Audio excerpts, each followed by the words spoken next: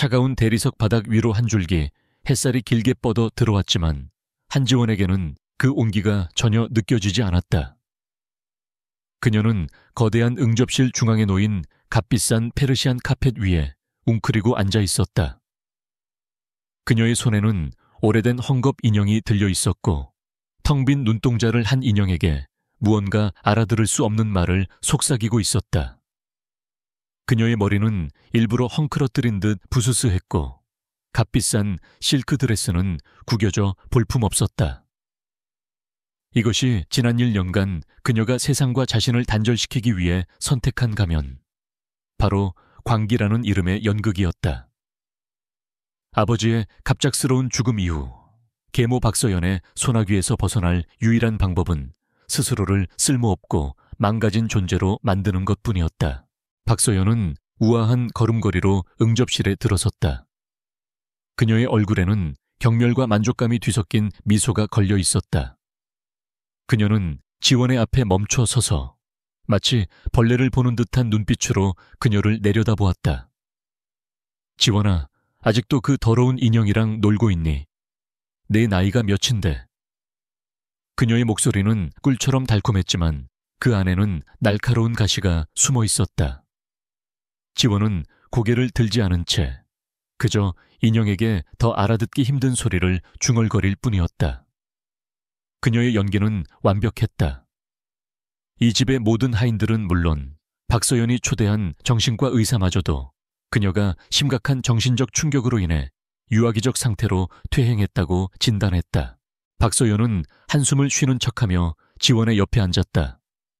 그녀의 값비싼 향수 냄새가 지원의 코를 찔렀다. 아가, 널 위해서 아주 좋은 소식을 가져왔단다. 그녀는 지원의 부스스한 머리카락을 부드럽게 쓰다듬는 신용을 했다. 그 손길에는 어떠한 애정도 담겨 있지 않았다. 네가 평생을 편안하게 살 수 있는 방법이야. 더 이상 이 넓은 집에서 외롭게 인형놀이만 하지 않아도 된단다. 박서연의 눈이 교활하게 빛났다. 그녀는 이 순간을 오랫동안 기다려왔다. 한지원을 완벽하게 처리하고 한씨 가문의 재산을 완전히 손에 넣을 마지막 단계였다. 지원은 천천히 고개를 들어 박서연을 바라보았다. 그녀의 눈은 초점이 없는 듯 흐릿했다. 좋은 소식, 지렁이가 노래를 부르는 소리. 그녀는 엉뚱한 대답을 하며 배시시 웃었다. 그 순진무구해 보이는 미소 뒤에는 차가운 경계심이 칼날처럼 서 있었다. 박서연은 지원의 반응에 만족하며 고개를 끄덕였다. 그래, 어쩌면 그것보다 더 신나는 소리일지도 모르지. 내게 약혼자가 생겼단다. 아주 멋진 사람이야. 그녀는 약혼자라는 단어에 힘을 주어 말했다. 지원의 흐릿한 눈동자 깊은 곳에서 순간적으로 스파크가 튀었지만 곧 다시 텅 빈 허공을 헤맬 뿐이었다.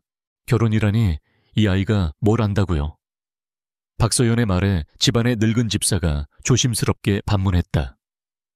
그는 지원의 아버지가 살아계실 때부터 이 집을 지켜온 충직한 사람이었다. 그는 지원이 어릴 적 얼마나 총명하고 밝은 아이였는지 기억하고 있었다. 아가씨의 상태를 아시면서 어떻게 그런 결정을. 그의 말에는 안타까움과 희미한 저항이 섞여 있었다. 박서연은 차갑게 그를 돌아보았다. 김 집사, 이건 내가 결정할 문제예요. 지원이는 내 딸이고 난 내 딸에게 가장 좋은 것을 해주고 싶은 엄마일 뿐이야. 당신은 그저 당신의 일이나 잘하면 돼. 그녀의 목소리는 얼음장처럼 차가웠고 더 이상의 반론을 허용하지 않겠다는 경고가 담겨 있었다. 박서연은 다시 지원에게로 시선을 돌렸다. 그 사람은 바로 KH그룹의 강민준 대표란다. 대한민국에서 모르는 사람이 없는 대단한 집안이지. 그와 결혼하면 넌 평생 아무 걱정 없이 살 수 있어. 그녀는 강민준이라는 이름이 가진 무게를 최대한 활용했다. 하지만 그녀는 가장 중요한 사실을 빼놓고 말했다. 강민준 대표는 1년 전 의문의 교통사고를 당한 후 지금까지 단 한 번도 눈을 뜨지 못한 채 병실에 누워있는 식물인간 상태라는 것을. 미친 여자와 식물인간의 결혼. 그것은 박서연이 보기에 완벽한 조합이었다. 서로에게 아무런 방해가 되지 않으면서 자신에게는 K그룹과의 연결고리라는 엄청난 이득을 가져다줄 최고의 카드였다. 지원은 박서연의 말을 들으며 속으로 차갑게 웃었다. 강민준. 그 이름은 그녀도 익히 들어 알고 있었다. 젊은 나이에 K그룹을 이끌며 재계의 황태자로 불리던 남자. 그런 그가 식물인간 상태라는 것 또한 세상이 다 아는 사실이었다. 박서연은 자신을 살아있는 시체에게 팔아넘기려는 것이다. 그녀는 갑자기 자리에서 일어나 방 안을 빙글빙글 돌기 시작했다. 결혼, 나비랑 결혼할래. 노란 나비, 헐헐. 그녀는 두 팔을 벌리고 나비처럼 춤을 추는 척했다. 이 미친 짓만이 그녀가 자신의 진짜 감정, 즉 불타는 분노와 사리를 숨길 수 있는 유일한 방법이었다. 박서연은 지원의 광기 어린 춤을 보며 만족스러운 미소를 지었다. 모든 것이 그녀의 계획대로 흘러가고 있었다. 이 결혼은 KK그룹의 강 회장, 즉 강민준의 아버지가 먼저 제안한 것이었다. 아들이 쓰러진 후 시리에 빠져있던 그는 용하다는 무당에게서 음기가 강한 집안의 딸을 며느리로 들이면 아들이 깨어날 수 있다는 말을 들었다고 했다. 그리고 그 무당이 지목한 것이 바로 한지원이었다. 박서연에게는 하늘이 내린 기회였다. 그녀는 강 회장에게 지원의 정신 상태에 대해 과장하여 설명하며 온전치 못한 아이라 오히려 순수한 기운이 강하다는 식으로 그를 구슬렸다. 결국 두 사람의 이해관계는 완벽하게 맞아떨어졌다. 지원은 춤을 멈추고 바닥에 주저앉아 큰 소리로 울기 시작했다. 싫어, 나비가 도망갔어, 내 나비. 그녀의 울음소리는 서럽고 처절했다. 물론 그건 역시 연기였다. 그녀의 머릿속은 복잡한 계산으로 빠르게 돌아가고 있었다. 이 결혼을 거부할 수는 없다. 거부하는 순간 자신의 멀쩡한 정신이 드러나게 될 것이고 박서연은 기다렸다는 듯이 그녀를 정신병원에 감금할 것이다. 그곳에 갇히면 모든 것이 끝이다. 차라리 식물인간의 아내가 되는 편이 낫다. 그곳이라면 적어도 박서연의 감시에서 벗어날 수 있는 아주 작은 틈이라도 생길지 모른다. 그것은 절망 속에서 찾아낸 한 줄기 희망이었다. 박서연은 우는 지원을 경멸 어린 눈으로 바라보다가 자리에서 일어났다. 마음껏 울어라. 하지만 결정은 바뀌지 않아. 넌 곧 K그룹의 안주인이 될 거니까. 내 아버지도 하늘에서 기뻐하실 게다. 그녀는 죽은 남편까지 들먹이며 지원의 가슴에 비수를 꽂았다. 그리고는 아무 일도 없었다는 듯 우아하게 응접실을 빠져나갔다. 문이 닫히는 소리가 들리자 지원의 울음소리가 거짓말처럼 뚝 그쳤다. 그녀는 천천히 고개를 들었다. 눈물로 얼룩진 얼굴이었지만 그녀의 눈동자는 더 이상 흐릿하지 않았다. 그 안에는 깊이를 알 수 없는 차가운 분노와 강철 같은 의지가 이글거리고 있었다. 그녀는 자리에서 일어나 창가로 걸어갔다. 정교하게 가꿔진 정원 너머로 높은 담장이 보였다. 지난 1년간 저 담장은 그녀를 가두는 감옥이었다. 하지만 이제 곧 이 감옥을 떠나게 될 것이다. 더 크고 화려하지만 어쩌면 더 허술할지도 모르는 새로운 감옥으로. 그녀는 창문에 비친 자신의 모습을 바라보았다. 헝클어진 머리, 얼룩진 얼굴, 공허한 눈동자. 이 가증스러운 가면을 언제까지 써야 할까? 그녀는 주먹을 꽉 쥐었다. 손톱이 손바닥을 파고드는 아픔이 오히려 정신을 또렷하게 만들었다. 아버지, 보고 계세요. 제가 이대로 무너지지 않을 거예요. 모든 것을 되찾고 저 악녀에게 반드시 죗값을 치르게 할 거예요. 며칠 후 약혼 발표가 공식적으로 이루어졌다. 언론은 세기의 결합이라며 떠들어댔지만 그 이면을 아는 사람들은 혀를 찼다. KH그룹의 식물인간 후계자와 정신나간 재벌가의 딸. 그것은 누가 봐도 비극적인 희극이었다. 박서연은 온갖 인터뷰에 응하며 자신을 상처 입은 딸을 위해 헌신하는 자애로운 어머니로 포장했다. 그녀의 위선적인 연기는 대중의 동정심을 자아냈고 지원은 그저 불쌍한 광녀로 취급될 뿐이었다. 그 누구도 진실에 관심을 가지지 않았다. 아니, 진실을 보려고 하지 않았다. 결혼 준비는 일사천리로 진행되었다. 지원은 그저 인형처럼 끌려다니며 드레스를 입고 보석을 걸쳤다. 그녀는 여전히 텅 빈 눈으로 허공을 응시하거나 뜬금없는 말을 중걸거리는 연기를 계속했다.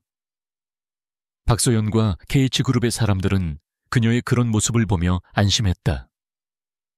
그녀는 그저 아름다운 장식품일 뿐 그들의 계획에 어떠한 변수도 되지 못할 것이라고 확신했다.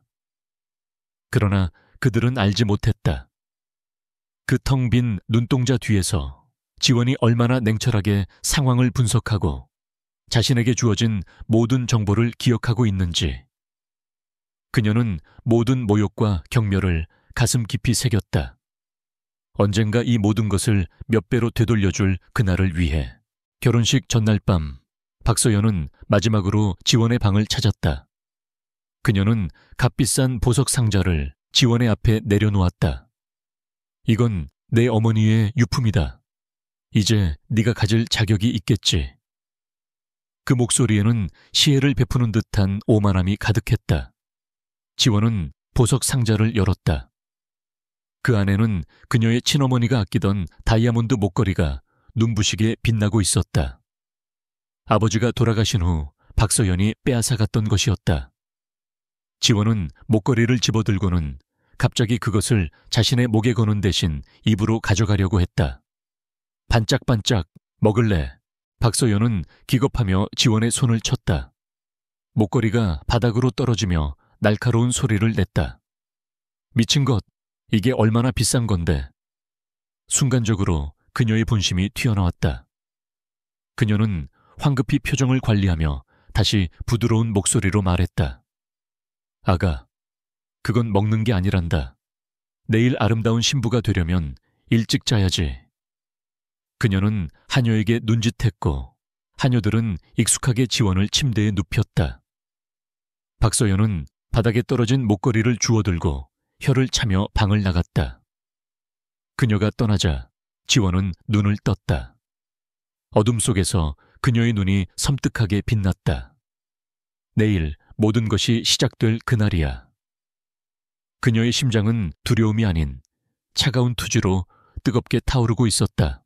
결혼식 당일의 하늘은 비현실적일 만큼 파랗고 맑았다. 하지만 한지원의 세상은 온통 잿빛이었다. 그녀는 거대한 거울 앞에 인형처럼 앉아 있었다. 값비싼 웨딩드레스는 그녀의 몸을 갑옷처럼 짓눌렀고 수십 개의 다이아몬드가 박힌 티아라는 가시 면류관처럼 무거웠다. 전문가들의 손길이 분주하게 오가며 그녀의 얼굴에 화려한 색을 입히고 머리를 단장했지만 그들은 살아있는 사람이 아닌 마네킹을 다루는 듯 무심했다. 지원은 거울에 비친 낯선 자신의 모습을 물끄러미 바라보았다. 텅 빈 눈동자와 영혼 없는 미소. 그녀의 영예는 그 어느 때보다 완벽했다. 그녀의 뒤편 소패는 박서연이 앉아 모든 것을 지휘하고 있었다. 그녀의 얼굴에는 승리자의 여유로운 미소가 떠나지 않았다. 결혼식은 강민준이 머물고 있는 KH그룹의 본가 천군제의 거대한 정원에서 비공개로 치러졌다. 신랑이 없는 결혼식이었기에 하객은 최소한으로 초대되었다. KH그룹의 강 회장과 몇몇 친인척, 그리고 박서연 측의 몇몇 사업 파트너들이 전부였다. 그들의 얼굴에는 축복 대신 호기심과 동정, 그리고 은밀한 경멸이 뒤섞여 있었다. 지원은 박서연의 손에 이끌려 식장으로 들어섰다. 수근거리는 소리가 사방에서 들려왔다. 정말 정신이 나갔나 봐. 불쌍하기도 하지. 살아있는 시체에게 시집을 가다니. 박서연 정말 대단하네. 저런 딸을 저렇게 처리하다니. 지원은 아무것도 들리지 않는 척 그저 발끝만 보며 천천히 걸었다. 주례사가 시작되었다. 살아있는 사람이 아닌 강민준의 거대한 초상화 사진 앞에서 서약을 해야 하는 이 기괴한 상황에 지원은 헛웃음이 나올 것 같았다. 주례가 지원에게 물었다. 신부 한지원은 신랑 강민준을 평생의 반려자로 맞아 기쁠 때나 슬플 때나 부유할 때나 가난할 때나 건강할 때나 아플 때나 언제나 사랑하고 존중하며 지원은 고개를 갸웃거리며 천진난만한 목소리로 물었다. 아저씨, 배고파요. 저기 나무에 달린 사과 먹어도 돼요? 순간 식장에는 찬물이 끼얹은 듯 단 정적이 흘렀다. 박서연이 황급히 다가가 지원의 등을 토닥이며 주례에게 사과했다. 죄송합니다. 애가 아직 상황 파악이 잘 안 돼서요. 그녀의 연기는 너무나도 자연스러워서 사람들은 오히려 지원을 안쓰럽게 쳐다보며 고개를 끄덕였다. 결혼 서약은 그렇게 희극처럼 끝이 났다. 이어진 저녁 식사 자리는 축하연이라기보다는 탐색전에 가까웠다. 지원은 테이블에 차려진 화려한 음식들을 손으로 집어먹거나 와인잔에 담긴 꽃을 향해 말을 거는 등 계산된 기행을 이어갔다. 그녀의 맞은편에는 강민준의 작은아버지이자 현재 K그룹의 부회장직을 맡고 있는 강태환이 앉아 있었다. 그는 날카로운 눈으로 지원의 모든 행동을 관찰하고 있었다. 그의 눈빛에는 경멸과 함께 미미한 안도감이 서려 있었다. 그는 이 미친 계집이 자신의 계획에 어떠한 위협도 되지 않을 것이라 확신하는 듯했다.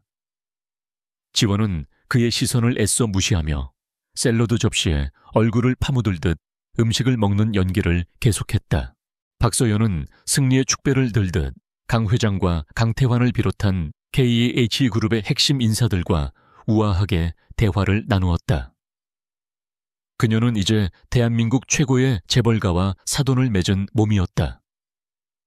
한지원이란 이름의 족쇄를 완벽하게 채웠고 이제 남은 것은 한씨 가문의 재산을 합법적으로 자신의 것으로 만드는 절차뿐이었다. 그녀는 지원을 흘긋 쳐다보았다. 음식으로 얼굴이 엉망이 된 채 해벌쭉 웃고 있는 지원의 모습에 그녀는 속으로 웃음을 삼켰다. 자신의 딸을 이토록 완벽하게 망가뜨린 스스로가 대견하게 느껴질 정도였다. 지원은 그 모든 시선과 분위기를 온몸으로 느끼며 자신의 역할에 더욱더 몰입했다. 지금은 때가 아니었다. 웅크리고 더 깊이 숨어야 했다. 길고 긴 위선의 시간이 끝나고 마침내 지원은 하녀들의 손에 이끌려 신방으로 향했다. 그곳은 강민준의 침실이었다. 방은 거대하고 호화로웠지만 사람의 온기라고는 전혀 느껴지지 않았다. 마치 잘 꾸며진 박물관 같았다. 방의 한쪽에는 온갖 최첨단 의료기기들로 둘러싸인 침대가 놓여 있었고 그 위에 강민준이 잠든 듯 누워 있었다. 새하얀 시트 위, 미동도 없이 누워있는 그의 모습은 살아있는 사람이라기보다는 정교하게 만들어진 밀랍 인형에 가까웠다. 간호사와 하녀들이 지원의 드레스를 벗기고 편안한 실크 잠옷으로 갈아입힌 후 간단한 주의사항을 전달하고는 모두 방을 나갔다. 딸깍. 문이 잠기는 소리가 들렸다. 방 안에는 오직 심박을 알리는 기계의 단조로운 소리와 산소 공급 장치의 조용한 소음만이 울려 퍼졌다. 지원은 그제야 참고 있던 숨을 길게 내쉬었다.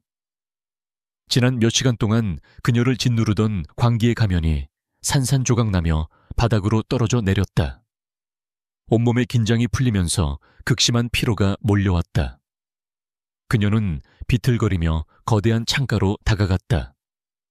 창밖으로는 칠흑 같은 어둠에 잠긴 광활한 정원이 보였다. 이곳이 앞으로 그녀가 살아갈 새로운 감옥이었다. 눈물이 핑 돌았지만 그녀는 울지 않았다. 우는 것은 사치였다. 그녀는 천천히 몸을 돌려 침대 쪽을 바라보았다. 강민준. 자신의 법적인 남편이 된 남자. 그녀는 조심스럽게 침대 곁으로 다가갔다. 가까이에서 본 그는 사진보다 훨씬 더 잘생겼다.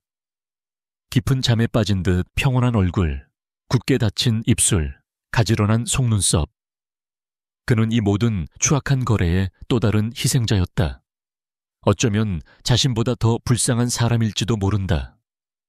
그녀는 자신도 모르게 손을 뻗어 그의 뺨에 흐트러진 머리카락 한 올을 조심스럽게 쓸어 넘겨주었다. 그의 피부는 차갑지 않았다. 미미하지만 분명한 온기가 느껴졌다. 그는 살아있었다. 지원은 그의 옆에 놓인 작은 의자에 조용히 앉았다. 이 방 안에서만큼은 더 이상 미친 척 연기를 할 필요가 없었다. 처음으로 느껴보는 해방감이었다. 하지만 동시에 깊은 고독감이 밀려왔다. 앞으로 어떻게 해야 할까? 이 거대한 저택에서, 이 수많은 적들 사이에서 어떻게 살아남아야 할까? 박서연에게 복수하고 아버지의 모든 것을 되찾을 수 있을까? 끝이 보이지 않는 막막함이 그녀의 어깨를 짓눌렀다. 그녀는 고개를 숙여 두 손에 얼굴을 묻었다. 지난 1년간 단 한 번도 자신에게 허락하지 않았던 약한 모습이었다. 그녀는 방금 전 박서연이 건네준 친어머니의 다이아몬드 목걸이를 만지작거렸다. 차가운 보석의 감촉이 그녀의 정신을 조금이나마 붙들어 주었다. 이것은 단순한 보석이 아니었다. 어머니의 사랑이자 아버지의 유산이며 그녀가 모든 것을 되찾아야만 하는 이유 그 자체였다. 그녀는 목걸이를 꽉 쥐며 다시 한번 마음을 다잡았다. 결코 포기하지 않으리라. 이 결혼을, 이 절망적인 상황을 역으로 이용할 방법을 찾아내고 말리라. 그녀는 결심에 찬 눈으로 다시 고개를 들었다. 그리고 그녀의 시선은 침대에 누워있는 남자, 강민준에게로 향했다. 그와의 결혼이 과연 불행이기만 한 걸까? 어쩌면 이것이 새로운 기회가 될 수도 있지 않을까? 그녀는 자리에서 일어나 그에게 더 가까이 다가갔다. 그의 얼굴을 좀 더 자세히 들여다보고 싶었다. 그의 얼굴에는 어떤 사연이 담겨 있을까? 그를 이렇게 만든 것은 누구일까? 이 집안의 사람들일까? 아니면 회사의 적일까? 수많은 질문들이 그녀의 머릿속을 스쳐 지나갔다. 그녀는 가만히 그의 얼굴을 내려다보았다. 짙은 눈썹, 높은 콧대, 굳게 담은 입술. 그는 분명 강인한 사람이었을 것이다. 이런 식으로 무력하게 누워있을 사람이 아니었을 것이다. 동정심과 함께 기묘한 유대감이 느껴졌다. 그렇게 얼마나 시간이 흘렀을까? 단조로운 기계 음만이 가득하던 방 안에서 지원은 무언가 위화감을 느꼈다. 그것은 아주 미세한 변화였다. 그녀는 숨을 죽이고 그의 얼굴에 모든 신경을 집중했다. 그의 감은 눈꺼풀이 아주 미세하게 떨리는 것 같았다. 잘못 본 것이라고, 너무 피곤해서 헛것을 본 것이라고 생각했다. 그녀는 눈을 깜박이고 다시 그를 쳐다보았다. 모든 것은 그대로였다.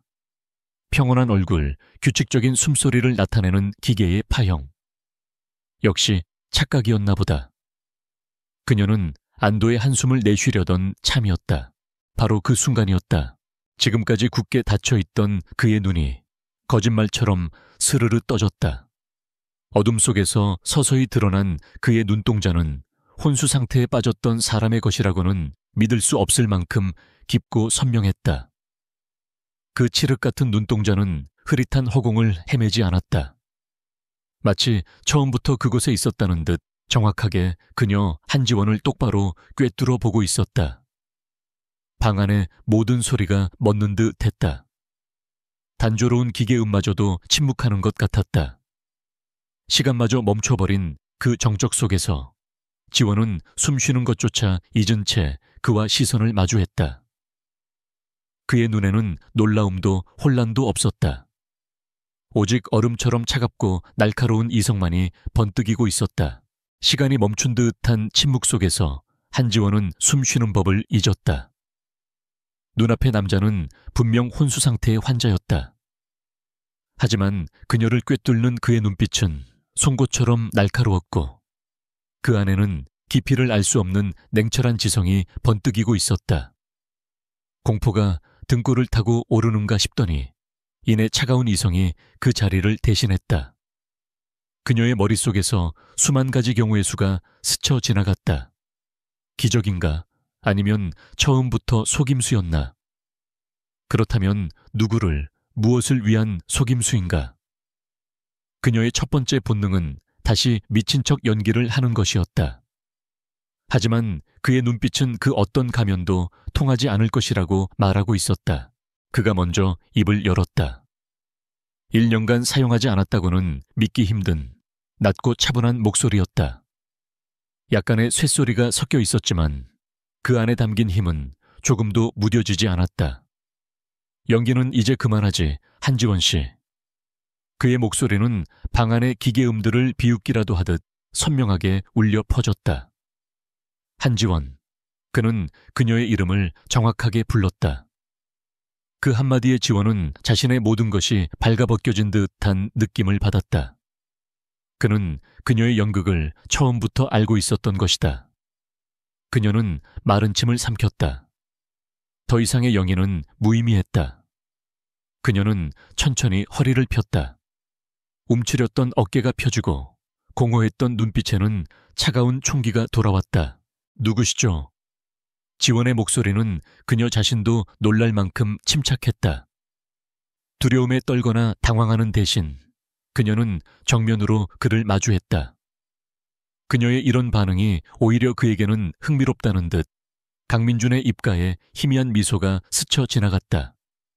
서류상 당신의 남편이자 이 집의 주인인 강민준입니다. 그리고 당신이 생각하는 것처럼 식물인간은 아니지. 그는 천천히 상체를 일으키려고 애썼다. 오랜 시간 눕혀있던 근육이 그의 의지를 따라주지 않는 듯 그의 몸이 미세하게 떨렸다. 지원은 순간적으로 그를 부축해야 할지 고민했지만 이내 그만두었다. 아직은 적과 아군을 구분할 수 없는 상황이었다. 강민준은 결국 상체를 일으키는 것을 포기하고 다시 베개에 머리를 기댔다. 사고 후유증이 아직 남아있어서 이해해 주길. 그는 자신의 무력한 상태를 순순히 인정했다. 내 사고, 단순한 교통사고가 아니었어. 명백한 살인 미수였지. 그의 눈빛이 차갑게 빛났다. 범인은 내가 완전히 끝났다고 생각했을 거요. 하지만 난 운 좋게 살아남았고 의식을 회복한 순간 깨달았지. 병실에서 눈을 뜨는 순간 나는 다시 표적이 될 거라는 걸. 그래서 계속 잠든 척할 수밖에 없었어. 범인이 방심한 틈을 타 내 편과 적을 가려내고 증거를 찾기 위해서. 그의 설명은 충격적이었지만 논리적이었다. 지원은 퍼즐 조각이 맞춰지는 것을 느꼈다. 그를 이렇게 만든 범인은 아주 가까운 곳에 있을 것이고 아마도 지금 이 집 어딘가에서 축배를 들고 있을지도 모른다. 그녀는 고개를 끄덕였다.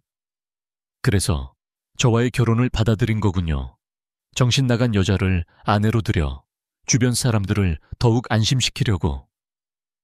그녀의 목소리에는 비웃음이 섞여 있었다. 자신 또한 그의 거대한 연극에 필요한 장기말에 불과했다는 사실이 불쾌했다. 강민준은 그녀의 생각을 읽었다는 듯 고개를 저었다. 그건 내 계획에 없던 변수였어. 당신과의 결혼은 아버지와 당신의 계모가 멋대로 진행한 일이지. 나 역시 당신이 이곳에 온 날 처음 당신의 존재를 알았어. 그는 잠시 말을 멈추고 그녀를 유심히 관찰했다. 그리고 당신의 연극도 처음부터 지켜봤지. 박서연이라는 여자, 보통 내기가 아니더군. 친딸도 아닌 당신을 이용해 K그룹에 발을 들이려는 속셈이 뻔히 보였어. 그의 말에 지원의 눈빛이 흔들렸다. 그는 모든 것을 알고 있었다. 그는 단순히 잠만 자고 있었던 것이 아니었다. 이 방 안에서 오가는 모든 대화와 정보를 들으며 상황을 파악하고 있었던 것이다. 이제는 그녀가 자신의 패를 보여줄 차례였다. 그녀는 더 이상 숨기지 않고 자신의 이야기를 털어놓았다. 아버지의 의문스러운 죽음, 유산을 독차지하려는 계모의 계략, 그리고 살아남기 위해 미친 척할 수밖에 없었던 자신의 처절한 싸움에 대해서 이야기를 마쳤을 때 방 안에는 다시 침묵이 흘렀다. 두 사람은 말없이 서로를 바라보았다. 처지는 달랐지만 그들은 놀라울 정도로 닮아 있었다. 가장 가까운 사람에게 배신당하고 살아남기 위해 자신을 숨겨야만 했던 외로운 싸움꾼들. 강민준의 눈에 처음으로 연민과 비슷한 감정이 스쳐 지나갔다. 당신 보통 여자가 아니군. 그가 나지막이 말했다. 그것은 칭찬이었다. 지원은 어깨를 으쓱했다. 살기 위해선 뭐든 해야 했으니까요. 그녀의 대답은 담담했지만 그 안에는 수많은 고통의 시간이 응축되어 있었다. 강민주는 결심한 듯 입을 열었다. 한지원 씨, 나와 손을 잡읍시다. 그것은 제안이자 선언이었다. 우리는 같은 적을 두고 있어. 탐욕과 배신이라는 이름의 적을. 당신은 계모에게서 당신의 것을 되찾아야 하고 나는 내 자리와 회사를 되찾고 범인을 처단해야 하오. 그는 그녀의 눈을 똑바로 바라보았다. 당신의 그 광기라는 가면은 최고의 무기가 될 수 있어. 아무도 당신을 경계하지 않을 테니 당신이 나의 눈과 귀 그리고 손발이 되어주는 거요. 이 저택 안에서 일어나는 모든 일을 내게 알려주고 내가 지시하는 일을 수행해 주시오. 제가 얻는 건 뭐죠? 지원은 즉답을 피하고 냉정하게 물었다. 이것은 감상적인 동맹이 아닌 철저한 거래여야만 했다. 강민주는 그녀의 반응이 마음에 든다는 듯 다시 한번 희미하게 웃었다. 복수, 그리고 당신 아버지의 모든 것. 내가 내 자리를 되찾는 순간 당신의 계모 박서연을 무너뜨리고 당신의 모든 재산을 되찾아 주겠소. 내 이름과 KAA 그룹의 모든 힘을 걸고 약속하지. 그것은 거부할 수 없는 제안이었다. 혼자서는 불가능에 가까웠던 복수가 그의 손을 잡는다면 현실이 될 수도 있었다. 지원은 잠시 고민했다. 이 남자를 믿을 수 있을까? 하지만 그녀에게 다른 선택지가 있었던가? 이것은 동아줄일 수도 혹은 더 깊은 함정일 수도 있었다. 하지만 그녀는 기꺼이 그 도박에 뛰어들기로 결심했다. 좋아요. 손을 잡죠. 지원이 손을 내밀었다. 강민주는 힘겹게 자신의 손을 들어 그녀의 손을 마주 잡았다. 그의 손은 아직 힘이 없었지만 그 안에 담긴 의지는 굳건했다. 차갑고 비밀스러운 동맹이 맺어지는 순간이었다. 대신 조건이 있어요. 이건 상하 관계가 아닌 동등한 파트너 관계여야 해요. 모든 정보는 공유하고 모든 계획은 함께 세우는 겁니다. 지원은 자신의 입장을 분명히 했다. 그녀는 더 이상 누구의 장기말로 살고 싶지 않았다. 강민주는 고개를 끄덕였다. 물론이요. 우린 이제 한 팀이니까. 그의 대답에 지원은 처음으로 희미한 안도감을 느꼈다. 두 사람은 앞으로의 계획에 대해 빠르게 논의하기 시작했다. 우선 이 비밀 동맹은 완벽하게 숨겨져야만 했다. 밖에서 보기에 강민주는 여전히 의식 없는 환자여야 했고 지원은 철없는 미친 신부여야 했다. 그들은 간호사와 하녀들의 교대 시간, 감시 카메라의 사각지대 등 둘만이 비밀리에 소통할 수 있는 방법을 정했다. 강민주는 자신의 충직한 비서와 주치의가 외부에서 자신을 돕고 있으며 그들과 연락할 수 있는 비상통신장치가 침대 밑에 숨겨져 있다고 알려주었다. 지원의 역할은 집안의 분위기를 파악하고 특히 강태환 부회장과 그의 주변 인물들을 감시하는 것이었다. 강태환, 내 작은 아버지요. 가장 유력한 용의자지. 강민준의 목소리가 낮게 가라앉았다. 그는 내가 쓰러진 후 회사의 모든 권력을 손에 쥐었어. 아마 당신의 계모와도 어떤 식으로든 연결되어 있을 가능성이 크오. 두 사람 모두의 공통점은 탐욕이니까. 지원은 강태환의 날카로운 눈빛을 떠올렸다. 식사 자리에서 자신을 꿰뚫어 보던 그 눈. 그녀는 고개를 끄덕였다. 이제 그녀의 싸움은 단순히 박서연만을 상대하는 것이 아니었다. 더 거대하고 위험한 적들이 그녀를 기다리고 있었다. 하지만 이제 그녀는 혼자가 아니었다. 동이 트기 시작할 무렵 두 사람은 모든 계획을 마쳤다. 강민주는 다시 눈을 감고 혼수 상태 환자를 연기했다. 그의 얼굴에서 방금 전까지 번뜩이던 총기는 사라지고 다시 평온한 가면이 씌워졌다. 지원 역시 자신의 얼굴에서 모든 감정을 지원했다.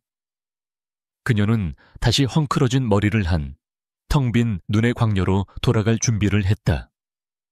그녀는 침대 옆 의자에서 일어나 바닥에 아무렇게나 웅크리고 앉아 헝겊 인형을 만지작거리기 시작했다.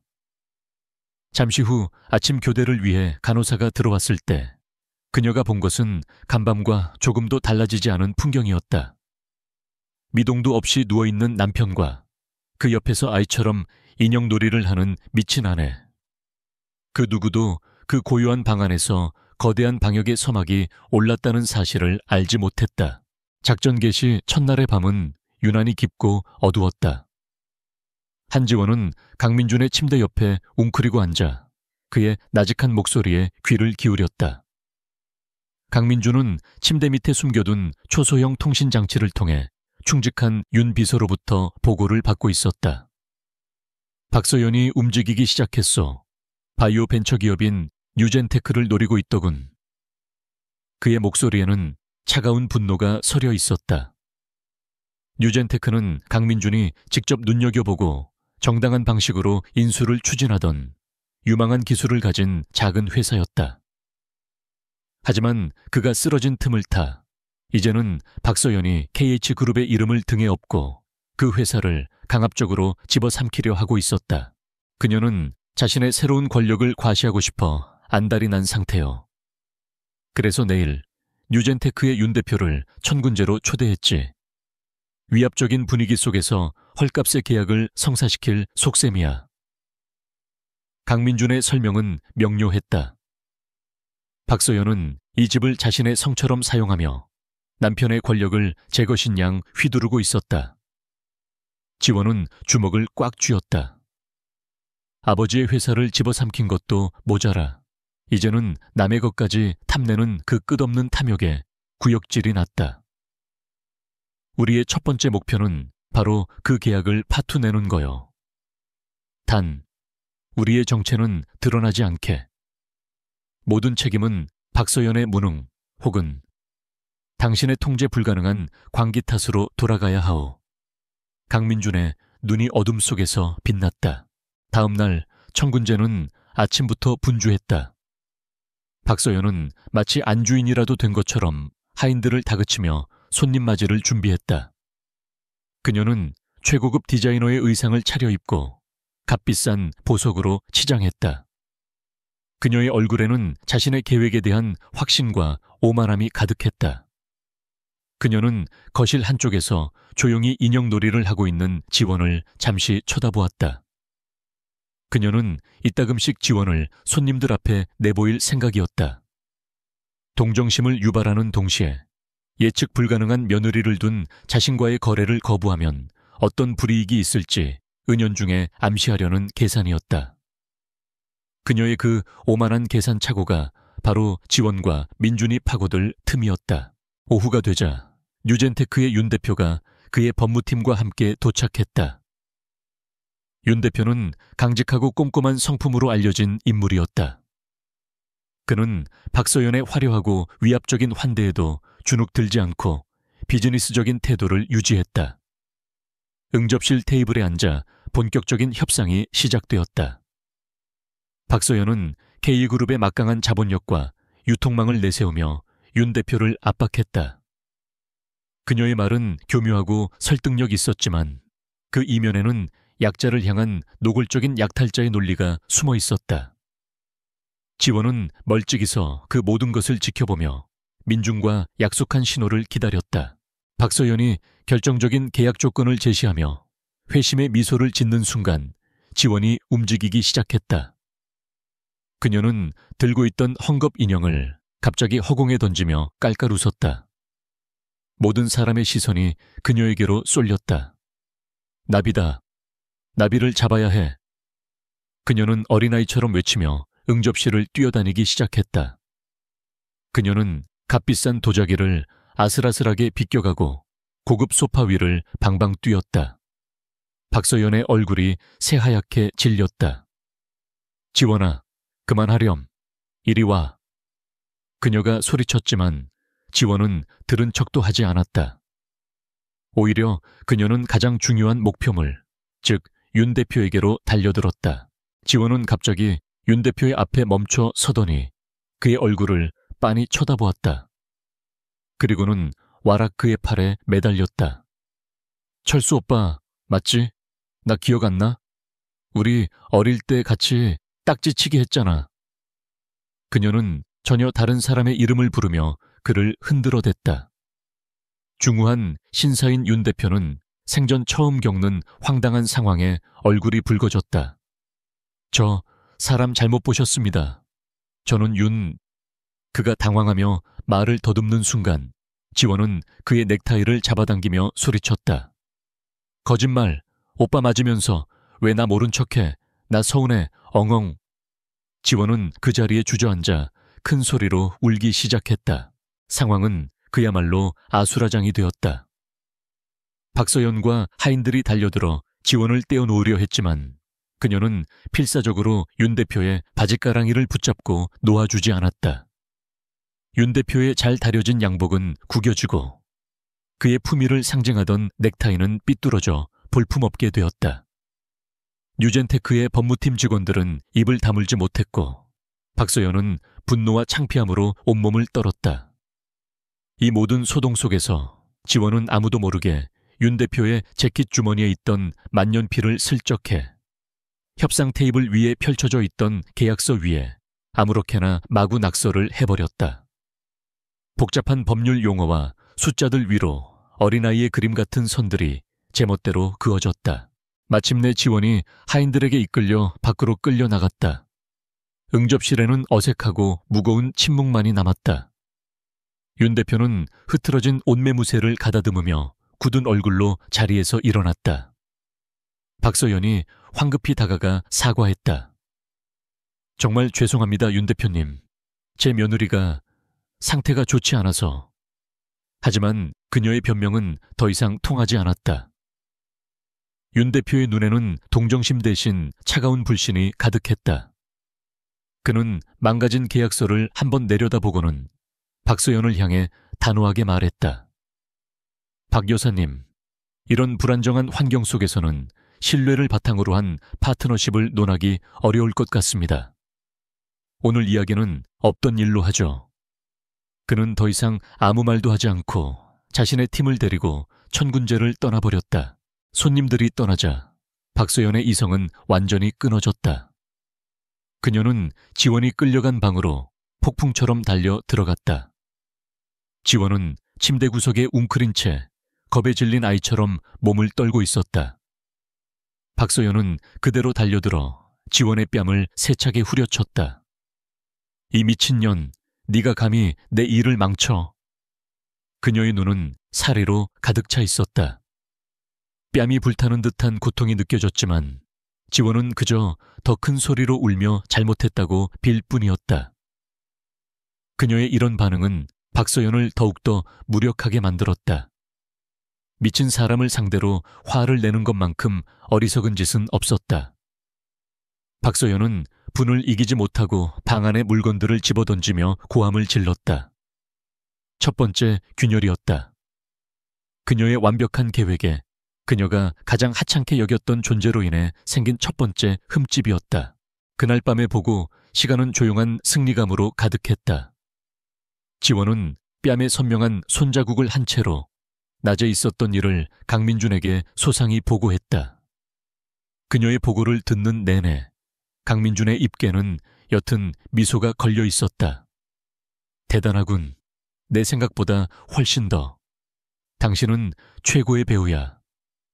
그의 칭찬에 지원은 애써 아무렇지 않은 척했다. 그저 시키는 대로 했을 뿐이에요. 하지만 그녀의 마음속에서는 작은 불꽃이 피어오르고 있었다.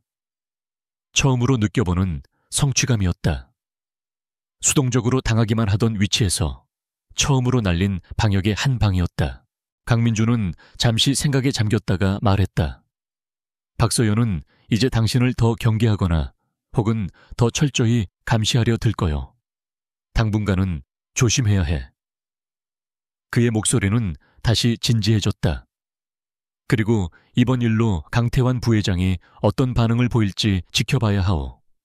그는 박서연을 이용해 자신의 손을 더럽히지 않고 회사를 차지하려 들 테니 이번 실패로 그들의 관계에 균열이 생길 수도 있어. 지원은 고개를 끄덕였다. 이것은 시작에 불과했다. 박서연은 그저 시끄러운 앞잡이일 뿐 진짜 몸통은 어둠 속에 숨어 있었다. 그를 끌어내기 위해서는 더 치밀하고 대담한 계획이 필요했다. 지원은 자신의 방으로 돌아가기 전 마지막으로 민준을 돌아보았다. 오늘 일로 뉴젠테크는 어떻게 되나요? 그녀가 물었다. 그녀의 마음 한구석에는 무고한 회사가 자신들의 싸움에 휘말린 것에 대한 미안함이 남아있었다. 민준은 그녀의 마음을 읽었다는 듯 부드럽게 말했다. 걱정 마시오. 내일 아침 윤 비서가 내 이름으로 윤 대표에게 정식으로 연락을 취할 거요. 박서연의 무례를 사과하고 내가 곧 복귀할 것이며 복귀하는 즉시 가장 먼저 뉴젠테크와 정당한 파트너십을 맺겠다고 약속할 거요. 그의 말에 지원은 비로소 마음을 놓을 수 있었다. 그는 복수뿐만이 아니라 그 과정에서 무너진 것들을 다시 세울 줄 아는 사람이었다. 어둠 속에서 두 사람의 신뢰는 더욱더 단단해지고 있었다. 첫 번째 방역의 작은 승리감이 가라앉자 그 자리에는 다시 팽팽한 긴장감이 감돌았다. 이제 두 사람의 초점은 박서연이라는 성가신 파리를 넘어 이 모든 비극의 근원을 향하고 있었다. 그날 밤 강민주는 처음으로 자신의 사고에 대해 자세히 이야기했다.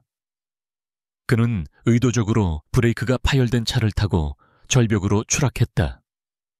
경찰은 단순 과속으로 인한 운전 미숙으로 결론 내렸지만 그는 그것이 철저히 계획된 살인 시도였음을 확신했다. 문제는 증거가 없다는 것이었다. 그리고 그를 죽이려 한 범인이 누구인지도 이제부터 우리의 목표는 강태환 부회장이오. 강민준의 목소리는 얼음처럼 차가웠다. 그는 내가 가장 신뢰했던 가족이었지만 내가 쓰러진 후 회사를 장악해가는 그의 행보는 너무나도 의심스러워. 그는 지금 내 사람들을 하나씩 쳐내고 자신의 세력으로 회사를 채우고 있어. 시간이 없어. 그는 지원에게 새로운 임무를 부여했다. 바로 이 거대한 저택, 천군제에 보이지 않는 유령이 되는 것이었다. 미친 척하는 그녀는 어디를 돌아다녀도 의심받지 않을 터였다. 그녀는 이제 강태환의 모든 것을 감시하는 움직이는 감시 카메라가 되어야 했다. 지원의 하루는 기묘한 연극의 연속이었다. 그녀는 아침 일찍 일어나 정원을 하염없이 배회하며 꽃들에게 말을 걸었다. 오후에는 긴 복도를 오가며 혼자만의 술래잡기를 하거나 대리석 바닥에 그림을 그리며 시간을 보냈다. 하인들은 그녀를 보며 혀를 차거나 불쌍하다는 듯한 눈빛을 보낼 뿐이었다. 하지만 그들의 눈을 피해 지원은 집안의 구조와 사람들의 동선을 파악했다. 경호원들의 교대 시간, 하인들의 휴식 시간, 그리고 가장 중요하게는 강태환이 서재에서 혼자 통화하는 시간을 정확하게 계산했다. 그녀의 텅 빈 눈동자는 보이는 모든 것을, 귀는 들리는 모든 소리를 필름처럼 머릿속에 저장했다. 결정적인 단서는 예상치 못한 곳에서 나왔다. 어느 날 오후 지원은 강태환의 서재 근처 복도에서 인형놀이를 하고 있었다. 그때 주방에서 일하는 나이든 하녀 2명이 복도를 지나가며 소공어리는 소리가 들렸다. 그들은 지원을 의식하지 않은 채 자신들만의 대화를 이어갔다. 그런데 말이야, 아직도 이상해. 민준 도련님 사고 나던 날 말이야. 한 하녀가 말했다. 강 부회장님, 그날 지방 출장 가셨다고 하지 않았어? 그런데 내가 그 전날 밤에 똑똑히 봤다니까. 차고 근처에서 도련님 운전기사였던 박 기사랑 심각하게 이야기하는 걸. 다른 하녀가 믿을 수 없다는 듯 되물었다. 정말이야? 그럼 거의 싸우는 것 같았다니까. 그리고 얼마 안 돼서 박 기사 갑자기 거액의 퇴직금 받고 그만뒀잖아. 입막음용 아니었을까? 그들의 대화는 지원의 심장을 서늘하게 만들었다. 강태환의 알리바이가 거짓일 수 있다는 것, 그리고 사고의 직접적인 원인이 될 수 있는 운전기사와 연결되어 있다는 것. 이것은 단순한 심증이 아니었다. 거대한 음모의 꼬리가 처음으로 잡힌 순간이었다. 그녀는 아무것도 듣지 못한 척 천진난만하게 인형에게 노래를 불러주었다. 하지만 그녀의 머릿속은 날카로운 비수처럼 그들의 모든 단어를 새기고 있었다. 그날 밤 지원은 이 사실을 즉시 강민준에게 보고했다. 그의 얼굴이 굳어졌다. 그 역시 그날 밤 박 기사와 강태환이 나눴던 대화를 어렴풋이 기억해냈다. 그것은 강태환이 무리하게 추진하던 해외 투자건에 대해 자신이 제동을 걸었던 직후였다. 강민준은 즉시 윤 비서에게 연락해 박 기사의 행방을 추적하라고 지시했다. 동시에 지원과 그는 흩어져 있던 퍼즐 조각들을 맞추기 시작했다. 강태환의 의심스러운 투자 제안, 거짓된 알리바이, 해고된 운전기사. 모든 화살표가 한 사람, 강태환을 가리키고 있었다. 그는 더 이상 유력한 용의자가 아니었다. 거의 확실한 범인이었다. 하지만 이것만으로는 부족했다. 그를 법정에 세우기 위해서는 더 결정적이고 빼도 박도 못할 증거가 필요했다. 그들의 비밀 수사는 더욱더 깊고 위험한 곳을 향해 나아가기 시작했다. 그러던 중 지원은 또 다른 충격적인 장면을 목격하게 되었다. 며칠 후 그녀는 정원에서 나비를 쫓는 연기를 하다가 우연히 후원의 외진 정자에서 밀회를 나누는 두 사람을 발견했다. 한 명은 강태환이었다. 그리고 다른 한 명은 놀랍게도 그녀의 계모 박서연이었다. 지원은 재빨리 거대한 관목 뒤로 몸을 숨겼다. 심장이 미친 듯이 뛰었지만 그녀는 숨을 죽이고 그들의 대화에 귀를 기울였다. 두 사람은 무언가에 대해 다투고 있었다. 이게 어떻게 된 일이죠? 뉴젠테크 거는 확실하다고 하시지 않으셨습니까? 박서연의 날카로운 목소리가 들렸다. 강태환은 귀찮다는 듯 대답했다. 그 미친 계집 하나 제대로 관리 못한 당신 탓이지. 당신은 그저 그 집에 바보 하나 들여놓는 역할만 하면 됐던 거야. 괜히 설쳐서 일 그르치지 말고 조용히 있어. 그들의 대화는 모든 것을 설명해 주었다. 박서연과 강태환은 처음부터 한패였다. 강태환은 강민준의 곁에 아무런 위협이 되지 않을 허수아비를 세워두고 싶었고, 박서연은 지원을 처리하고 K그룹에 발을 들일 기회가 필요했다. 두 사람의 추악한 이해관계가 맞아떨어져 이 기괴한 결혼이 성사된 것이었다. 지원은 치밀어 오르는 분노의 입술을 깨물었다.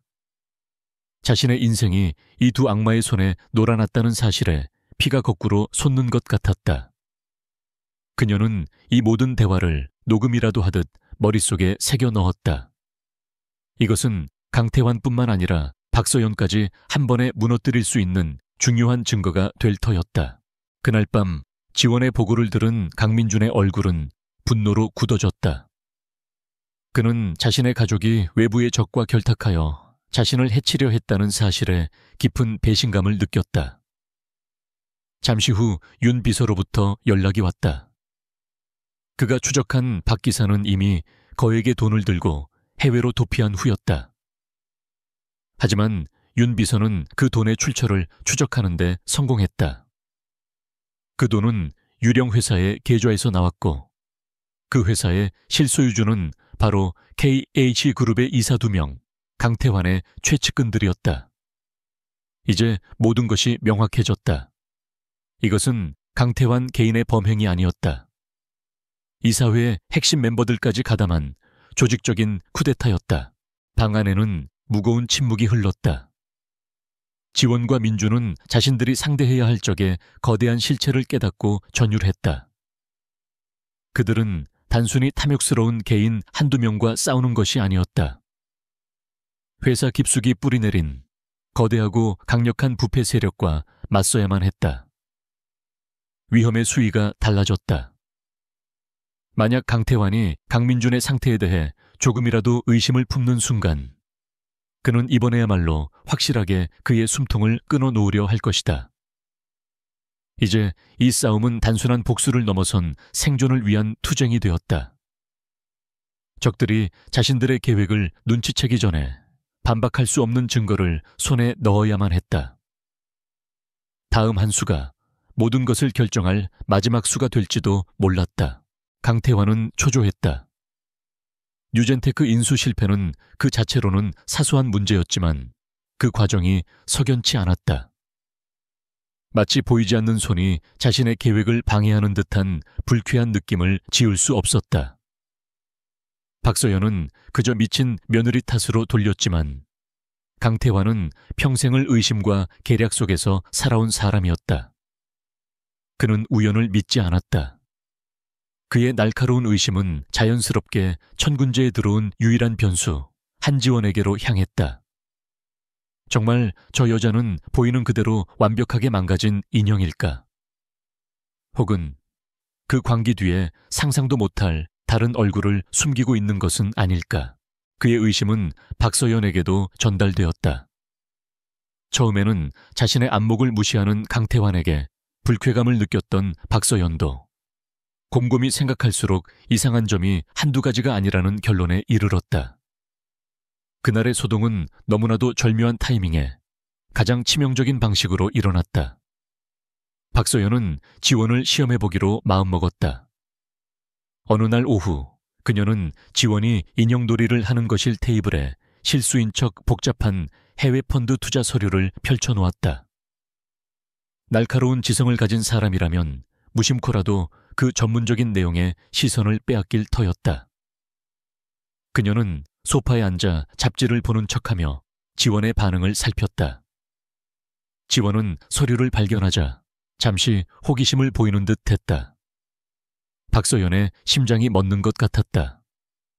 하지만 지원은 이내 서류를 집어들고는 즐겁게 종이 비행기를 접기 시작했다. 그리고는 그것을 창밖으로 날리며 깔깔 웃었다. 박서연은 안도의 한숨을 내쉬면서도 왠지 모를 찝찝함을 떨칠 수 없었다. 두 번째 시험은 더욱 교활했다. 박서연은 지원과 단둘이 있는 자리에서 일부러 그녀의 아버지에 대한 이야기를 꺼냈다. 지원아, 네 아버지가 널 얼마나 아꼈는지 아니? 하늘에서도 네가 이렇게 바보처럼 사는 걸 보면 가슴을 치고 계실 게다. 그녀는 일부러 지원을 자극하는 말을 던졌다. 정상적인 사람이라면 분노하거나 슬퍼하며 격한 반응을 보일 터였다.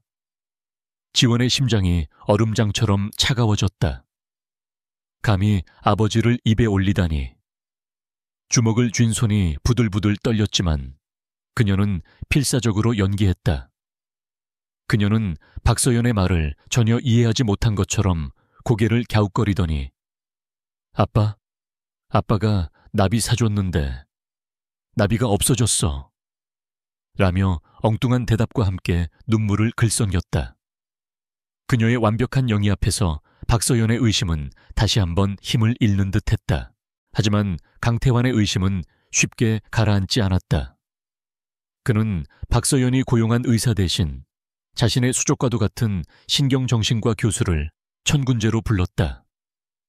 명목은 조카 며느리의 상태를 살피기 위한 최고의 전문가 초빙이었지만 실제 목적은 지원의 가면을 벗겨내기 위함이었다. 날카로운 눈매의 노 교수는 지원과 마주 앉아 여러 가지 심리 테스트를 진행했다. 그는 예리한 질문을 던지고 복잡한 그림을 보여주며 그녀의 무의식적인 반응을 이끌어내려 했다. 지원에게는 그야말로 살얼음판을 걷는 듯한 시간이었다. 하지만 그녀는 이미 민준과 함께 이 상황을 수십 번이나 시뮬레이션한 후였다. 그녀는 실제 정신질환 환자들의 임상 기록까지 공부하며 자신의 캐릭터를 완벽하게 구축했다. 그녀는 교수의 모든 질문에 횡설수설하거나 동문서답을 하며 그의 논리적인 접근을 교묘하게 피해 나갔다. 결국 노 교수마저도 외부 충격으로 인한 영구적인 인지 능력 손상이 의심된다는 소견을 내놓을 수밖에 없었다. 지원을 향한 시험이 진행되는 동안 강민준을 향한 압박도 시작되었다. 강태환은 거의 매일같이 민준의 병실을 찾았다. 그는 마치 지극정성으로 조카를 돌보는 작은아버지처럼 행동했지만 그의 눈은 잠들어 있는 민준의 작은 반응 하나라도 놓치지 않으려는 듯 번뜩였다. 어느 날 그는 간호사가 잠시 자리를 비운 틈을 타 의자에서 일어서는 척하다가 실수로 무거운 책을 민준의 손 바로 옆으로 떨어뜨렸다. 쿵하는 굉음과 함께 책이 바닥에 부딪혔다. 무의식 중이라도 움찔할 법한 상황이었지만 민준은 미동도 하지 않았다. 그의 육체는 이미 강철 같은 의지의 통제 아래 있었다. 강태환의 의심은 극에 달했다. 그는 최후의 방법을 쓰기로 결심했다. 그날 밤 그는 모두를 물리고 민준의 방에 혼자 들어왔다. 방 안에는 기계 음만이 조용히 흐르고 있었다. 강태환은 민준의 침대 곁으로 다가가 그의 얼굴 바로 위로 자신의 얼굴을 들이밀었다. 그의 입에서 뱀처럼 차가운 속삭임이 흘러나왔다. 민준아, 듣고 있는 거 안다. 내 놈, 연기하는 거지? 그렇지? 그는 잠시 민준의 반응을 살폈다. 아무런 움직임이 없자 그는 더욱더 잔인하게 속삭였다. 좋아. 계속 그렇게 누워있어. 하지만 내 놈이 정말로 끝났는지 확인은 해봐야지. 예를 들면 이 산소호흡기 말이야. 딱 1분만, 아주 잠깐만 꺼두면 어떻게 될까? 그의 손이 천천히 호흡기의 전원 버튼으로 향했다. 그 순간 지원은 문틈으로 이 모든 광경을 지켜보고 있었다. 그녀의 온몸이 얼어붙는 것 같았다. 심장이 목구멍까지 차올라 터져버릴 것만 같았다. 지금 당장이라도 소리를 지르며 뛰어 들어가고 싶었지만 그랬다가는 모든 것이 끝장이었다. 그녀는 자신의 입을 틀어막고 비명 같은 신음을 삼켰다.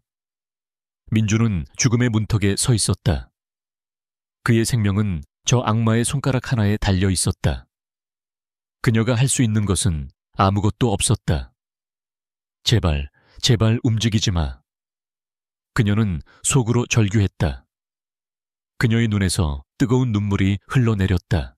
강태환의 손가락이 전원 버튼 위에서 멈칫했다. 그는 마지막으로 민준의 얼굴을 뚫어져라 쳐다보았다. 동공의 미세한 떨림, 눈꺼풀의 경련, 호흡의 작은 변화라도 찾아내려 애썼다. 하지만 강민준은 완벽한 무디부디의 상태를 유지했다. 그의 얼굴에는 삶에 대한 미련도 죽음에 대한 공포도 없었다. 그는 그저 텅 빈 그릇, 영혼이 떠나버린 육신 그 자체였다. 마침내 강태환은 혀를 차며 손을 거두었다. 젠장, 내가 너무 예민했나. 그는 혼잣말을 중얼거리며 방을 나갔다. 그가 완전히 사라진 것을 확인한 후에야 지원은 주저앉아 소리 없이 오열했다. 그리고 침대 위 민준은 굳게 감았던 눈을 천천히 떴다. 그의 온몸은 식은땀으로 흠뻑 젖어 있었다. 그날 밤의 미루에는 그 어느 때보다 무겁고 비장했다. 두 사람은 방금 전에 죽을 고비를 넘긴 흥분이 채 가시지 않은 상태였다. 더 이상은 안 돼. 민준이 단호하게 말했다. 강태환의 의심은 잠시 수그러들었을 뿐이야.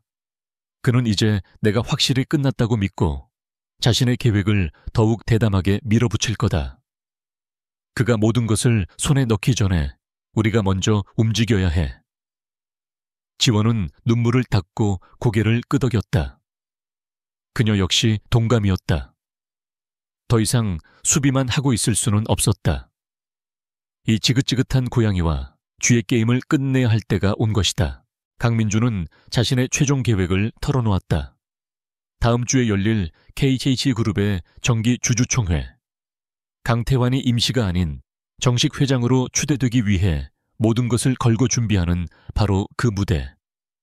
그날 모든 것을 끝낼 거요. 민준의 눈이 결연하게 빛났다.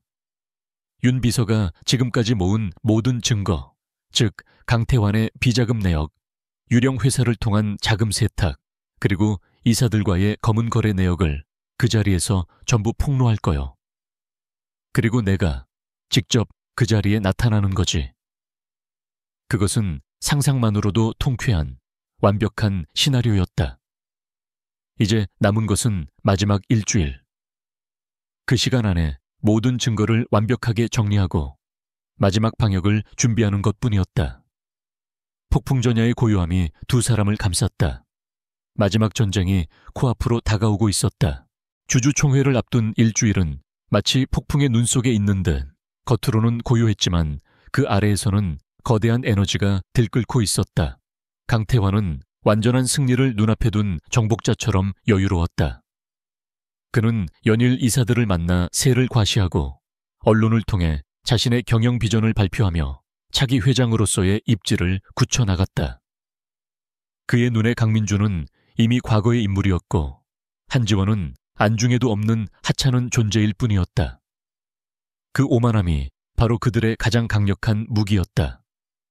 아무도 그 고요한 저택의 가장 깊숙한 방 안에서 거대한 제국을 뒤흔들 방역이 준비되고 있다는 사실을 상상조차 하지 못했다. 밤마다 지원과 민준, 그리고 홀로그램 통신 장치를 통해 연결된 윤 비서는 마지막 퍼즐 조각을 맞추기 위해 머리를 맞대었다. 윤 비서는 강태환의 비자금 계좌 내역과 돈 세탁에 사용된 유령 회사들의 실체를 거의 다 파악했지만 결정적인 한 방이 부족했다. 그것은 바로 강태환이 자신의 측근 이사들에게 뇌물을 건넨 직접적인 증거였다. 그들은 주주총회 당일 증거를 제시해도 조작된 자료라며 발뺌할 노회한 족속들이었다. 그들의 입을 막기 위해서는 빼도 박도 못할 물증, 즉 그들의 목소리가 담긴 녹음 파일이나 거래를 인정하는 서명이 필요했다. 강태환의 서재, 그곳에 분명 무언가 있을 겁니다. 지원이 단호하게 말했다. 그녀는 낮 시간 동안 그의 서재 주변을 배회하며 그가 매일 밤 잠들기 전 서재 안의 비밀 금고를 확인하는 습관이 있다는 것을 알아냈다. 그 금고 안에 모든 비밀 장부가 들어있을 것이 틀림없었다. 문제는 어떻게 그 금고를 여느냐였다. 금고는 최첨단 지문 인식과 홍채 인식 시스템으로 잠겨 있어. 내가 복귀하지 않는 이상 물리적으로 여는 것은 불가능해. 민준의 목소리는 무거웠다. 그 순간 지원의 뇌리를 한 가지 대담한 생각이 스쳐 지나갔다. 물리적으로 열 필요가 없다면요. 그가 제 발로 열게 만들면 되죠. 그녀의 눈이 반짝였다. 주주총회 이틀 전날 밤 작전이 시작되었다. 지원은 한밤중에 잠옷바람으로 집안을 돌아다니기 시작했다. 그녀는 마치 몽유병 환자처럼 텅 빈 눈으로 복도를 헤매며 알아들을 수 없는 노래를 흥얼거렸다. 경비원과 하인들은 그녀의 기행에 익숙해진 터라 그저 혀를 차며 못 본 척할 뿐이었다. 그녀의 최종 목적지는 강태환의 서재였다. 그녀는 서재 문틈으로 희미하게 새어나오는 불빛을 확인하고는 문 바로 앞에서 주저앉아 큰 소리로 울기 시작했다. 내 인형, 내 아기 인형이 없어졌어. 엉엉, 엄마. 그녀의 울음소리는 조용한 저택의 복도를 섬뜩하게 울렸다. 서재 안에서 무언가 부산스러운 소리가 들리더니 이내 문이 거칠게 열렸다. 짜증이 가득한 얼굴에 강태환이 나타났다. 이 밤중에 웬 소란이야. 그가 고함을 쳤다. 지원은 그를 보자마 제 와락 그의 다리를 붙잡고 애원했다. 아저씨, 내 아기가 저 방에 있어요. 저기 책장 뒤에서 울고 있어요. 제발 찾아주세요. 그녀는 강태환의 바짓가랑이를 붙잡고 서럽게 울었다. 그녀의 손에는 아주 작은 단추형 녹음기가 쥐어져 있었다. 강태환은 미친 계집이 자신의 비밀 공간을 정확히 가리키는 것에 순간 섬찟했지만 이내 경멸의 웃음을 지었다. 그는 이 모든 것을 자신의 승리를 시기한 죽은 조카의 망령이 벌이는 마지막 발악 정도로 치부했다.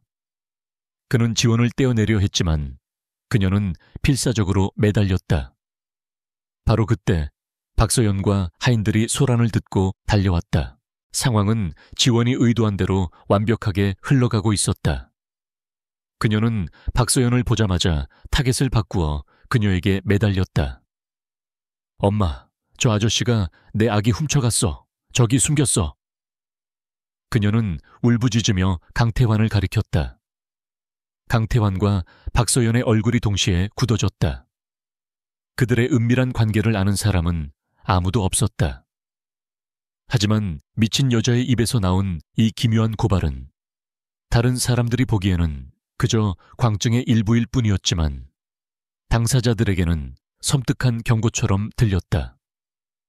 강태환은 자신의 결백을 증명하고 이 상황을 빨리 끝내기 위해 어쩔 수 없이 서재의 금고를 열어야만 했다. 여기 아무것도 없다는 걸 내 눈으로 직접 확인시켜주지. 그는 투덜거리며 금고로 다가가 자신의 지문을 대고 홍채를 스캔했다. 철컥 소리와 함께 묵직한 금고 문이 열렸다. 금고 안은 서류들로 가득했다. 강태환이 안을 대충 휘저으며 아무것도 없다는 것을 보여주는 그 찰나의 순간, 지원은 아무도 눈치채지 못하게 그에게서 떼어지는 척하며 그의 소매 끝에 녹음기를 붙였다. 그리고 그녀는 갑자기 울음을 뚝 그치고는 멍한 얼굴로 말했다. 우리 아기 아니네. 미안해요. 그녀의 갑작스러운 태도 변화에 모두가 어리둥절한 사이 그녀는 비틀거리며 자신의 방으로 돌아가 버렸다.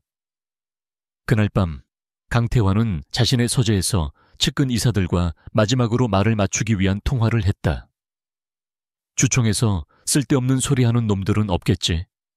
내가 약속한 건 회장이 된 후에 확실하게 챙겨줄 테니 걱정 말고. 그 모든 대화는 그의 소매에 붙어있던 작은 녹음기에 고스란히 담기고 있었다. 마침내 운명의 날이 밝았다. KH그룹 본사 대강당은 대한민국 재계를 움직이는 거물들로 가득 차 있었다. 단상 위 임시 의장석에 앉은 강태환의 얼굴에는 자신감이 넘쳤다. 그의 옆에는 주주 자격으로 참석한 박서연이 우아하게 앉아 있었다. 모든 것이 그의 시나리오대로 완벽하게 흘러가고 있었다. 의안이 상정되고 강민준 대표의 건강 악화로 인한 직무 수행 불능과 그에 따른 새로운 회장 선출 안건이 논의되기 시작했다. 강태환의 측근 이사들은 그의 위대한 경영 능력을 칭송하며 그가 이 위기를 극복할 유일한 대안이라고 목소리를 높였다. 마침내 강태환이 자리에서 일어나 연설을 시작했다. 그는 비통한 표정으로 조카의 불행을 애도하는 척하며 무너져가는 회사를 바로 세우기 위해 이 무거운 짐을 질 수밖에 없었다는 위선적인 연기를 펼쳤다. 그의 연설이 끝나고 박수갈채가 터져 나오려는 바로 그 순간이었다. 꽝! 대강당의 거대한 문이 세차게 열렸다. 모든 사람의 시선이 문 쪽으로 쏠렸다. 눈부신 역광 속으로 한 남자의 실루엣이 드러났다. 그는 조금의 망설임도 없이 당당하고 힘찬 걸음으로 강당 안으로 들어섰다. 사람들의 수군거림이 파도처럼 번져나갔다. 실루엣이 점점 가까워지면서 그의 얼굴이 드러나는 순간 강당 안의 모든 공기가 얼어붙었다. 박수 소리도 수군거림도 숨소리마저도 멎었다. 단상 위의 강태환과 박서연은 마치 유령이라도 본 것처럼 얼굴이 새하얗게 질려 굳어버렸다.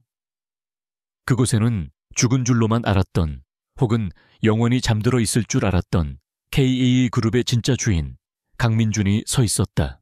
강민준은 완벽하게 건강한 모습이었다.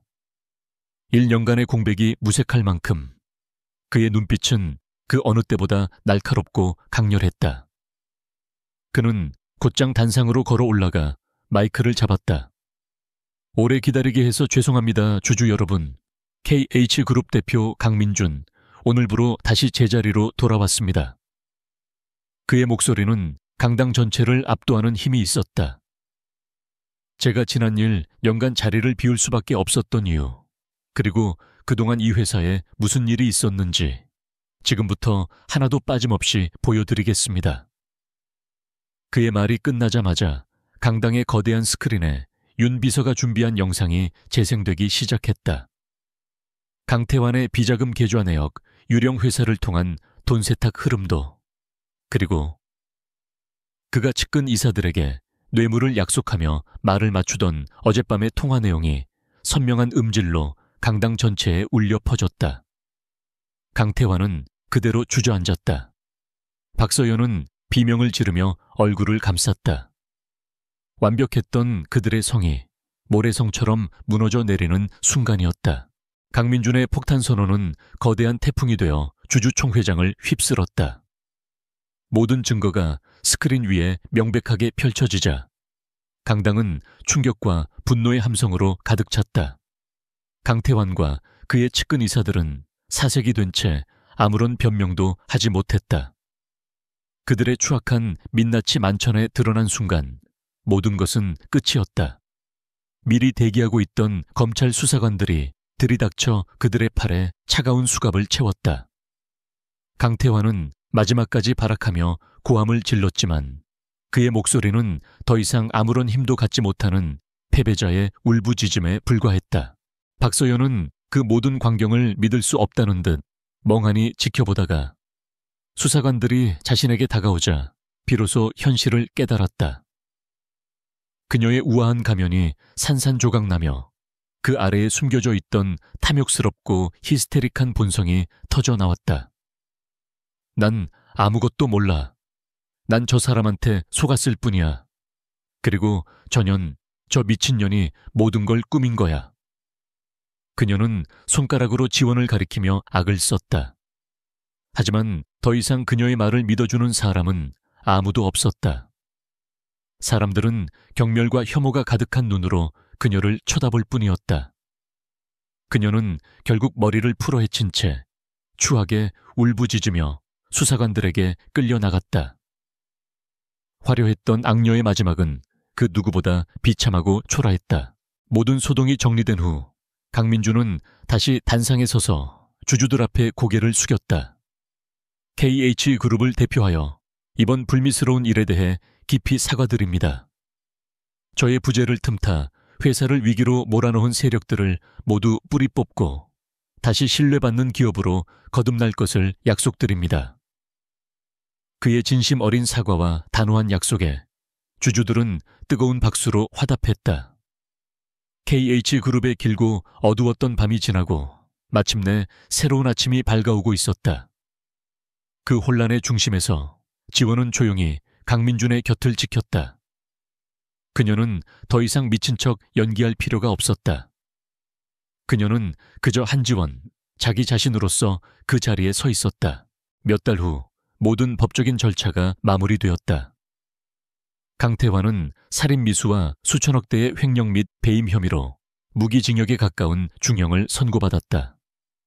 그의 쿠데타에 가담했던 이사들 역시 모두 감옥으로 갔다. 박서연 또한 지원의 아버지가 남긴 유산을 가로채기 위해 유언장을 조작하고 회사를 불법적으로 점유한 혐의 등이 모두 인정되어 오랜 시간 감옥에서 죗값을 치르게 되었다. 언론은 연일 재벌가의 막장 드라마라며 떠들어댔지만 그 진실의 중심에 있었던 지원과 민주는 조용히 자신들의 삶을 정리하고 있었다. 민주는 약속대로 지원이 아버지에게서 물려받은 모든 재산을 되찾아 주었다. 박서연이 망가뜨려 놓았던 아버지의 회사는 민준의 도움과 지원의 명석한 판단력 아래 빠르게 정상화되기 시작했다. 지원은 더 이상 누군가에게 의지하는 존재가 아니었다. 그녀는 유능한 경영자로서 자신의 능력을 증명해 보였다. 맑게 갠 어느 가을날, 지원은 아버지의 묘를 찾았다. 그녀는 국화꽃 한 다발을 내려놓으며 나지막이 속삭였다. 아버지, 저 왔어요. 이제 다 끝났어요. 약속 지켰어요, 아빠. 그녀의 목소리는 담담했지만 그 안에는 깊은 그리움과 함께 모든 것을 이겨냈다는 단단한 자부심이 담겨 있었다. 그날 저녁, 지원과 민주는 천군제의 정원을 나란히 걷고 있었다. 한때 지원에게 감옥과도 같았던 그곳은 이제 포근하고 아름다운 보금자리가 되어 있었다. 이제 당신은 자유요. 민준이 먼저 입을 열었다. 당신을 올가매던 모든 것이 사라졌소. 우리의 결혼도 시작부터 정상적이지 않았으니 원한다면 언제든 없던 일로 할 수 있어. 당신은 이제 당신의 삶을 살아야지. 그의 말은 진심이었다. 그는 그녀에게 완벽한 자유를 주고 싶었다. 그것이 자신이 그녀에게 해줄 수 있는 최선의 보답이라고 생각했다. 지원은 걸음을 멈추고 그를 돌아보았다. 제 삶이요. 그녀가 되물었다. 지난 1년간 내 삶의 목표는 오직 복수뿐이었어요. 그런데 이제 그 복수가 끝나버렸네요. 앞으로 뭘 위해 살아야 할지 사실 잘 모르겠어요. 그녀의 얼굴에 쓸쓸한 미소가 스쳐 지나갔다. 하지만 한 가지는 확실해요. 당신이 없는 내 삶은 이제 상상할 수가 없다는 거. 그녀의 고백은 조용했지만 그 어떤 말보다 강한 울림을 가지고 있었다. 그들의 시작은 분명 거래와 동맹이었지만 수많은 죽을 고비를 함께 넘고 서로의 가장 깊은 상처를 보듬어주는 동안 그들의 마음속에는 신뢰와 존중을 넘어선 또 다른 감정이 자라나고 있었다. 민주는 그녀의 말에 잠시 아무 말도 하지 못했다. 그는 천천히 그녀에게 다가가 그녀의 손을 잡았다. 나 역시 마찬가지요. 그의 목소리는 조금 떨리고 있었다. 당신이 없었다면 난 아직도 저 어두운 방 안에 갇혀 있었을 거요. 당신은 나의 구원자였고, 나의 파트너였고, 그리고 이제는 내 삶의 이유가 되었소. 한지원, 나와 진짜 부부가 되어주겠소? 그의 눈에는 세상에서 가장 진실한 감정이 담겨 있었다. 지원은 대답 대신 환하게 웃으며 그의 손을 마주 잡았다. 더 이상의 말은 필요 없었다. 두 사람은 서로의 눈을 통해 모든 것을 이해하고 있었다. 1년 후 대한민국 재계에는 새로운 파워 커플이 탄생했다. KH그룹을 성공적으로 혁신시킨 강민준 대표와 아버지의 회사를 물려받아 독자적인 바이오 기업으로 성장시킨 한지원 대표. 그들은 각자의 자리에서 최고의 능력을 발휘하면서도 서로에게는 가장 든든한 동반자가 되어 주었다. 사람들은 그들의 기적 같은 러브스토리에 열광했지만 두 사람만이 그 기적이 얼마나 치열한 싸움 끝에 얻어진 것인지 알고 있었다. 어느 주말 오후 두 사람은 천군제 정원의 벤치에 앉아 있었다. 지원이 장난스럽게 물었다. 만약 내가 그때 정말 미친 여자였다면 어쩔 뻔했어요. 민주는 웃으며 그녀를 자신의 어깨에 기대게 했다. 그랬다면 세상에서 가장 아름다운 미친 여자를 사랑한 운 좋은 미치광기가 되었겠지. 그의 대답에 지원이 환하게 웃었다. 따스한 햇살이 두 사람을 부드럽게 감싸고 있었다. 길고 길었던 연극은 끝났고 이제 막 행복한 현실의 일막이 오르고 있었다.